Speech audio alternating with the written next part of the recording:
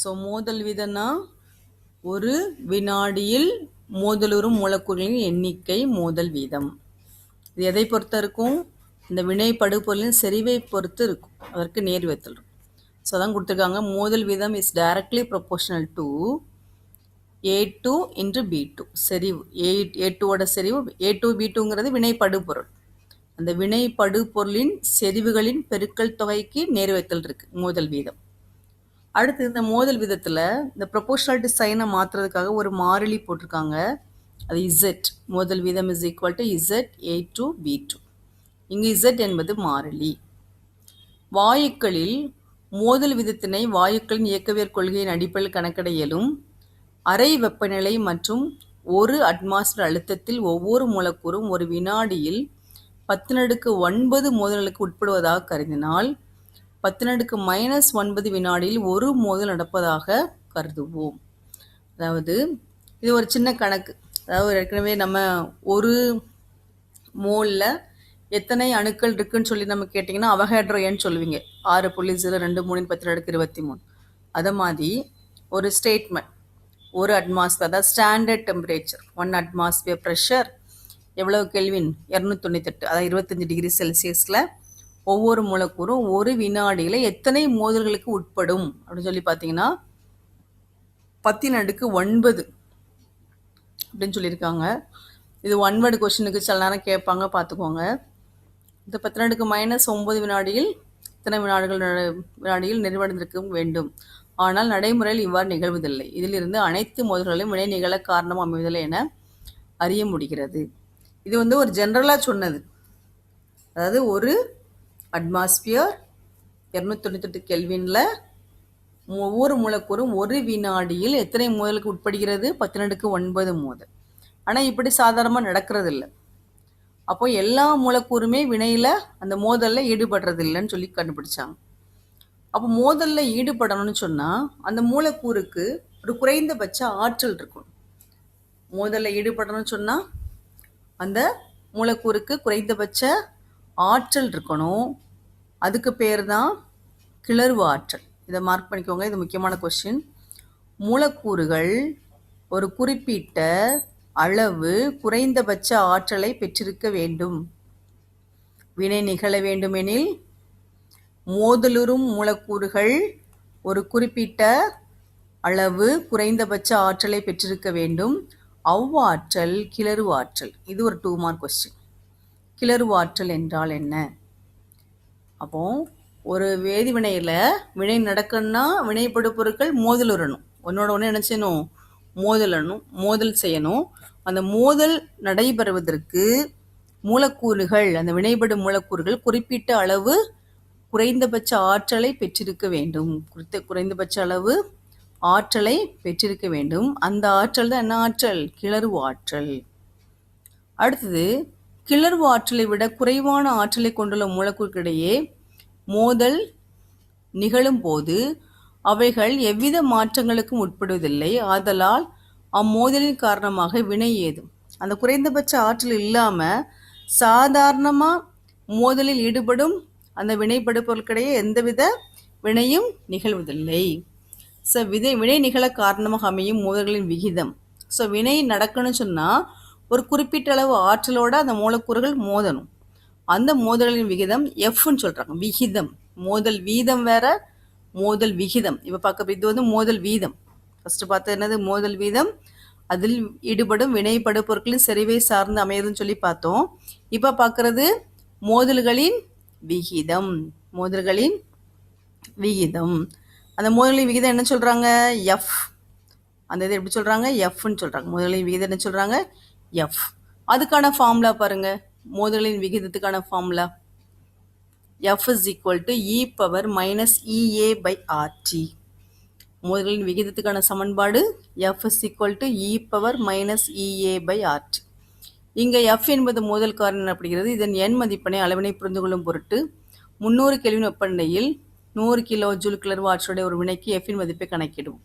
So ஜென்ரலாக கண்டுபிடிச்சிருக்காங்க. ஒரு 100 கிலோ ஜூல் பர் மோல் கிளர்வு ஆற்றலுடைய வினைக்கு 300 கெல்வின் வெப்பநிலையில் இது எல்லாமே சப்ஸ்டியூட் பண்ணால் F is equal to e power minus EA by RT இந்த சமன்பாட்டில் சப்ஸ்டியூட் பண்ணால் நம்மளுக்கு 4 × 10⁻−18 கிடைக்குது. எனவே 10⁻18 18 மோதல்கள் நிகழும்போது 4 மோதல்கள் மட்டுமே வினைபடு பொருட்களை விளைபொருளாக மாற்றுவதற்கு தேவையான ஆற்றலை பெற்றுள்ளன. அப்போ மொத்தம் எத்தனை பொருட்கள் மட்டும்தான்? 4 பொருட்கள் தான், 4 வினைபடு பொருட்கள் தான் குறைந்தளவு ஆற்றலை பெற்றுள்ளது. அந்த மோதல் விகிதத்தை வச்சு நான் கண்டுபிடிச்சாச்சு. 4 மோதல்கள் தான் அந்த தேவையான ஆற்றலை பெற்ற வினைபடு அந்த கிளர்வு ஆற்றல் உடையதுன்னு சொல்கிறாங்க. அடுத்தது இது ஒரு கொஷின் கேட்பாங்க, எப்படி வினை நிகழுதுன்னு சொல்லி. ஏஏ 2 வினைபடு பொருள், பிபி. ஃபஸ்ட்டு வினை நிகழும்போது இந்த ரெண்டும் ஒன்றோட என்ன செய்யுது? மோதலுது. ஏபி கூட, நம்ம இந்த ஏயும் பி கூட. அப்போ இந்த ஏயும் பியும் சேரும்போது ஏபி, அடுத்து இந்த ஏயும் பியும் சேரும்போது இன்னொரு ஏபி. இப்படி நடக்கலாம். வினை நிகழா ஒருங்கமைவுன்னு சொன்னால் இப்படி இருக்கலாம். அதாவது ஏஏ பிபின்னு சொன்னால் இப்போ இந்த பி ரெண்டுமே நேர்கோட்டில் இணையுது. இப்போ பார்த்தீங்கன்னு சொன்னால் இது எப்படி இணையுது? இந்த பக்க அளவில் இணையுது. இது நேர்கோட்டில் இணையுது. நேர்கோட்டில் இணையும் போது ஏஏ பிபி.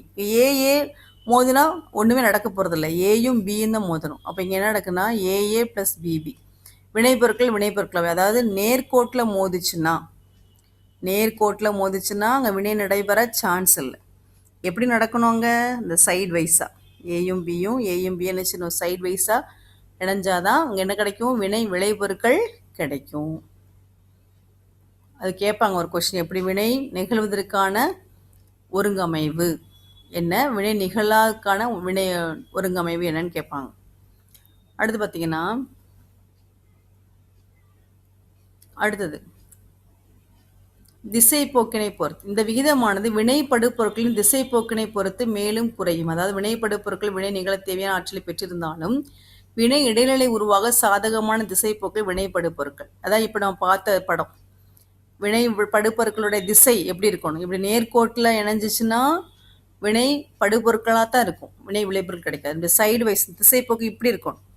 ஏயும் இந்த மாதிரி இருக்கணும், பியும் இப்படி இருந்தால் மட்டும்தான். அதாவது உனக்கு மோதல் விகிதம் இருந்தாலும், அது குறைந்தளவு ஆற்றலை பெற்ற கிளர்வு ஆற்றலை கொண்ட ஒரு குறிப்பிட்ட மோதல் விகிதம் இருந்தாலும் அடுத்து எதை பொறுத்து இருக்கு? வினைப்படு பொருட்கள் அதனுடைய திசை போக்கினை பொறுத்தும் எது இருக்க போகுது நம்மளுக்கு?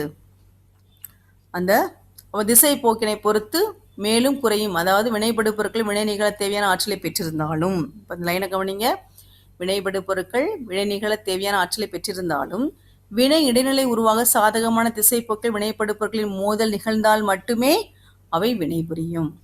ஸோ இப்போ தகுந்த திசைப்போக்குடன் அமைந்துள்ள வினை நிகழ காரணமாக உள்ள மோதல் எண்ணிக்கையை இட அமைவு காரணி. அடுத்து கண்டுபிடிக்க போகிறது என்னது? இட அமைவு காரணி. இட அமைவு காரணி பி. அதுக்கான ஃபார்முலா பாருங்க, வினைவேகம் = P × F × மோதல் வீதம். அப்போ வினைவேகம் எதை பொறுத்துலாம் இருக்குது? இட அமைவு காரணி, மோதல் வீதம், இந்த மூணையும் பொறுத்து இருக்கு. வினைவேகம் இதெல்லாம் பொறுத்து இருக்குது. இட அமைவு காரணி தான் பின்னு சொல்கிறாங்க. இப்போ கண்டுபிடிச்சி நம்ம சொன்னோம், திசைப்போக்கு, அந்த வினைப்படு பொருட்களுடைய குறிப்பிட்ட திசைப்போக்கு, அதான் இட அமைவு காரணி. அடுத்தது எஃப், மோதல் காரணி. அடுத்து மோதல் வீதம். அடுத்தது பி × எஃப்க்கு நம்ம ஃபார்முலா இப்போ தான் பார்த்தோம், e⁻−EA/RT. அடுத்த மோதல் வீதம், அதுக்கு நம்ம ஃபஸ்ட்லேயே ஸ்டார்டிங்லேயே அந்த ஈக்குவேஷன் போட்டிருக்கோம், Z × A2B2. இப்போ வேக விதிப்படி, வினைவேக விதிப்படி, வினைவேகம்னா என்ன? K = நம்ம போன ஃபஸ்ட்டு பார்ட்லேயே படித்தது, வேக விதிப்படி நம்ம எப்படி எழுதுவோம்? வினைவேகம் = KA2B2. இப்போ இந்த இடத்துல நம்ம வினைவேகத்துக்கு பதிலாக லெஃப்ட் சைடில் என்ன இருக்குது? வினைவேகம். அதுக்கு பதிலாக இங்கே போடுங்க KA2B2ன்னா இந்த சைடில் உள்ள A2B2 இந்த சைடில் உள்ள A2B2 என்ன செஞ்சிடும்? கேன்சல் ஆயிடும். அப்போ K = உங்களுக்கு என்ன கிடைக்கும்? ரைட் சைடில் P × e⁻−EA/RT, அதாவது எக்ஸ்பனன்ஷியல். இந்த ஸ்மால் ஈங்கிறது எதை சொல்லுது? Exponential -EA/RT × Z. இந்த A2B2 எங்கே போச்சு? லெஃப்ட் சைடில் உள்ள A2B2 இந்த ரைட் சைடில் உள்ள A2B2 கேன்சல் ஆயிடும். ஸோ K = P Z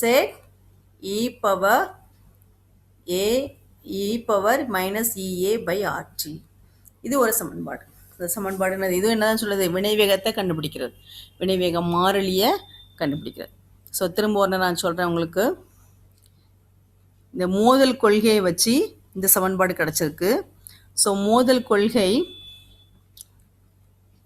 யார் கொடுத்தா? 1916 மேக்ஸ் ஸ்ட்ராட்ஸ் என்பவராலும் 1918 வில்லியம் லூயிஸ் என்பவராலும் கொள்கை வழங்கப்பட்டது. ஃபஸ்ட்டு, மோதல் வீதம் என்றால் என்ன? வினைவேகம் 1 லிட்டர் கன 1 வினாடியில் மோதலுறும் மூலக்கூறுகளின் எண்ணிக்கை மோதல் வீதம். ஸோ அதை கண்டுபிடிக்கிறதுக்கு அடுத்து மோதல் வீதம், அதுக்கான formula is directly proportional to A2 × B2. அதாவது ஒரு வினைப்படுபொருளின் செறிவுக்கு நேர்விகிதத்தில் இருக்கும். அதனால் மோதல் வீதம் டைரக்ட்லி ப்ரொபோர்ஷனல் டு, அந்த மோதல் வீதத்துக்கான அந்த ப்ரொபோர்ஷனல் சைனை மாத்திரக்கு யூஸ் பண்ண கான்ஸ்டன்ட் தான் Z. அடுத்தது, இது ஒரு சின்ன ஒரு ஒன் வேர்டு கொஸ்டின், எவ்வளோ மோதல் இருக்கலாம்னு சொல்லி 9 மோதல்கள் இருக்கலாம். அடுத்தது, மோதல் நடைபெறணும்னா ஒவ்வொரு வினைபடு மூலக்கூறு குறைந்தபட்ச ஆற்றலை பெற்றிருக்கணும். அதுக்கு பேர் என்ன பேர்? கிளர்வு ஆற்றல். அடுத்து பார்த்தீங்கன்னு சொன்னால், அந்த மோதல் கிளர்வு ஆற்றல் இருந்தாலும் மோதல் விகிதம், அந்த மோதல் காரணி எப்படி கண்டுபிடிக்கலாங்கிறது தான் F = e⁻ EA/RT. F = அதாவது எத்தனை மோதல் இருந்தாலும் சில மோதல்கள்னால தான் வினைப்படுபொருட்கள் வினை விளைபொருளாக மாற்றப்படும். அதான் இந்த மோதல் வீதம். அது F = e⁻ EA/RT, மோதல் காரணி. அடுத்து பார்த்தீங்கன்னா, இந்த மோதல் நடைபெறதுக்கான அமைவு, வினைநிகழ் ஒருங்கமைவு எப்படி இருந்தால் வினைப்படுபொருட்கள் வினை விளைபொருளாக மாற்றப்படும். இந்த மாதிரி இருந்தால் வினைப்படுபொருள் வினை விளைபொருளாக மாற்றப்படாது. ஸோ இதுக்கு பேர் தான் என்ன சொல்கிறாங்கன்னா திசைப்போக்குன்னு சொல்கிறாங்க. எந்த சைஸில் எந்த திசைப்போக்கில் இருந்தால் வினைப்படுபொருள் வினை விளைபொருளாக மாற்றமடையுங்கிறத திசைப்போக்கு சொல்லுது. ஸோ இந்த திசைப்போக்கு நம்ம இட அமைவு காரணி கூட சொல்லலாம். வினைகளை காரணமாக உள்ள முதல் எண்ணிக்கையை இட அமைவு காரணி P.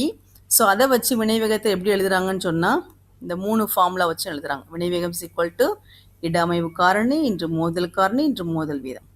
அடுத்த மோதல் காரணிக்கான அந்த ஃபார்முலா F போட்டிங்கன்னா P, Fக்கான ஃபார்முலா e⁻ EA/RT. மோதல் வீதம் நம்ம ஃபஸ்ட்டில் படித்த அந்த ஈக்குவேஷன் Z × A2 B2.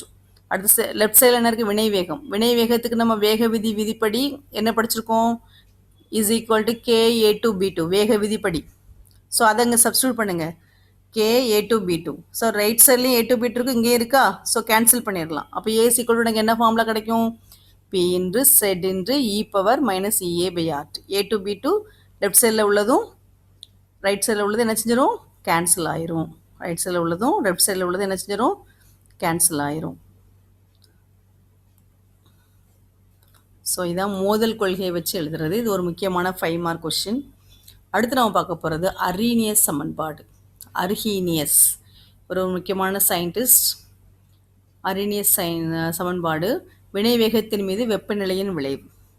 ஒரு வினைவேகத்துக்கும் வெப்பநிலைக்கும் என்ன தொடர்பு? ஒரு வினைவேகத்துக்கும் வெப்பநிலைக்கும் என்ன தொடர்பு? அதாவது ஒரு வினைப்படு பொருளோட வெப்பநிலையை கூட்டுனா வினைவேகம் அதிகரிக்குமா இல்லை குறையுமா அப்படிங்கிறத கண்டுபிடிச்சது யார் தான்? அர்ஹீனியஸ். அவர் சொல்கிறாரு பாருங்க, வெப்பநிலை அதிகரிக்கும் போது வினைவேகமும் அதிகரிக்கும். ஆனால் இதுக்கு சில விதி, அதாவது ஃபஸ்ட்டே சொல்லிட்டாரு, வெப்பநிலை அதிகரித்தா வினைவேகமும் அதிகரிக்கும். அடுத்தது, பெரும்பாலான வினைகளுக்கு இதான் முக்கியமான பாயிண்ட். 10 டிகிரி செல்சியஸ் வெப்பநிலை அதிகரிப்பிற்கு வினைவேகம் தோராயமாக 2 மடங்கு அதிகரிக்கும். இப்போ நம்ம ஒரு சாதாரணமாக வினைப்படுபொருள் ஏன்னு வச்சுக்கோங்க. அந்த வினைப்படுபொருளோட வெப்பநிலை 100 டிகிரி செல்சியஸ் வச்சுக்கணும். 100 டிகிரி செல்சியஸில் ஏயை பியாக மாற்ற போகிறோம். வினைவேகம் 10 நிமிடங்கள். அந்த ஏ பியாக மாறுற போது ஏயோட வெப்பநிலை என்னது?